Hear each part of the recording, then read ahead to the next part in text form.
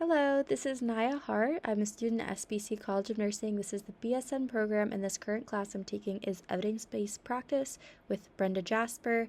This is our project on effective hand hygiene practices. To introduce, these are the purpose of this PowerPoint that we're going to do today, and it's to evaluate effectiveness of the hand hygiene interventions in a healthcare setting. We're also going to measure how these interventions correlate to the worker compliance rates and compare the different types of interventions. We'll also assess the impact of infection prevention outcomes. When we're comparing the type of interventions, we're going to go over behavioral cues, techniques, improvements, and monitoring systems, which I kind of found very interesting in this class. The research question we're going over is how effective are hand hygiene interventions in improving healthcare employees' compliance and reducing infection risk in a clinical setting? We've been going over this question for the past semester, so here's a good summary. The background. So hand hygiene is proven to be the most effective way to reduce the risk of spreading in a hospital-acquired infection, also known as an HAI, which most patients, not most, but many patients in the hospital will get. Yet the World Health Organization found compliance rate to be around 60%, very high, especially in high-risk places like the ICU. Many healthcare workers miss moments, key moments for hand hygiene, which contributes to the spread of preventable infections. There's a knowledge gap, and it continues to be the major issues in healthcare settings. Nurses, it's our part to play a key role in preventing infections by promoting the best practices we can consistently through hand hygiene. This also significant to nursing practice. It's proper hand hygiene improves the patient safety, which is just a big subject in evidence-based practice in general and just working on the floor with your patients. So the methods that we're going to go over, so I use the databases PubMed and CINAHL. The limiters that we had for the requirements for this project was it had to be a publication in the last 5 years. It had to be peer-reviewed articles in English, quantitative research articles. What I just searched into the databases were hand hygiene, healthcare, nurses. I actually did not have to look up, but infection prevention and compliance would have been good ones to see as well. I found about 20 results for this criteria, and about 6 of them were full articles that I could upload by PDF, and then I furthered that into 3 primary studies. Let's see. So after applying the limiters, the results were narrowed down, and all of these meet criteria, and there was just a big emphasis on measurable outcomes, and it had to be in a clinical setting.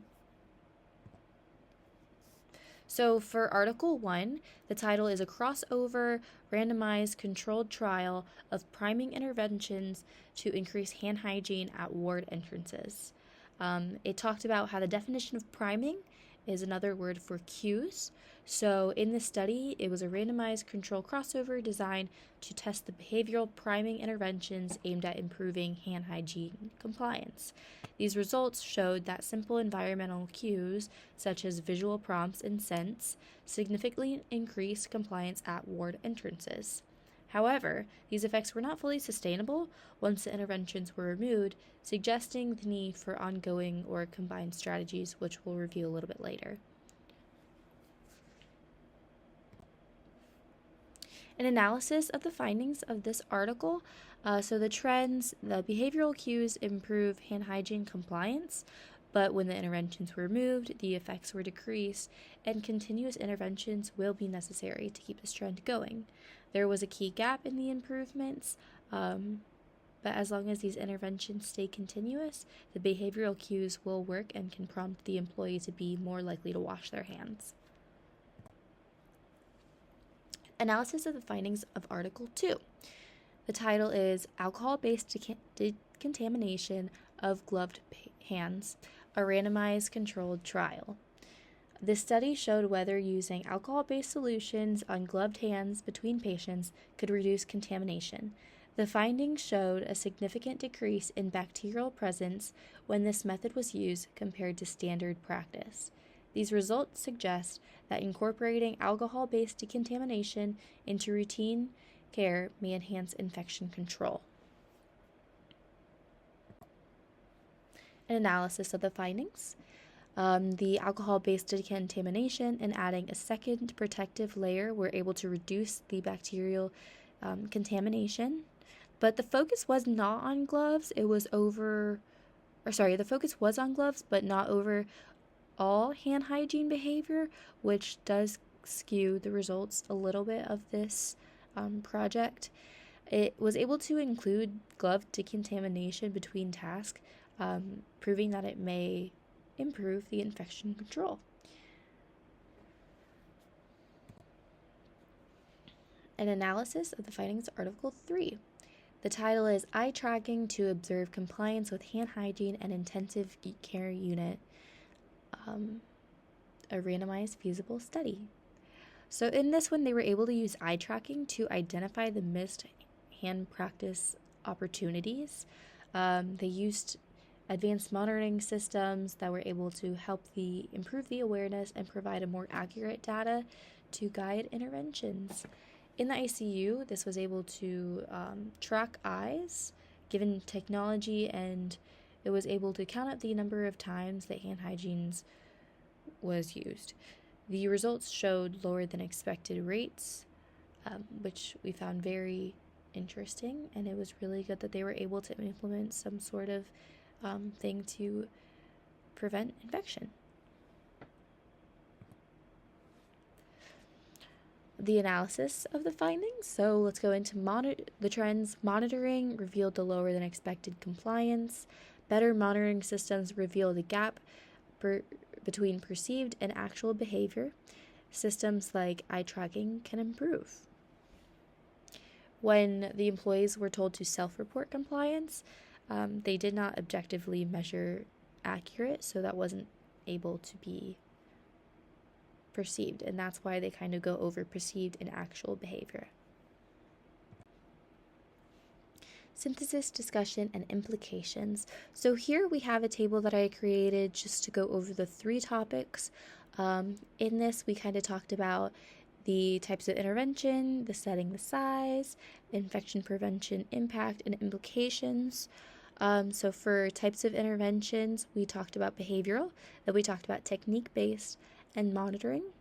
For the technique-based alcohol ones on gloves, this was a more direct because you could observe it easier, whereas the other 2 were indirect.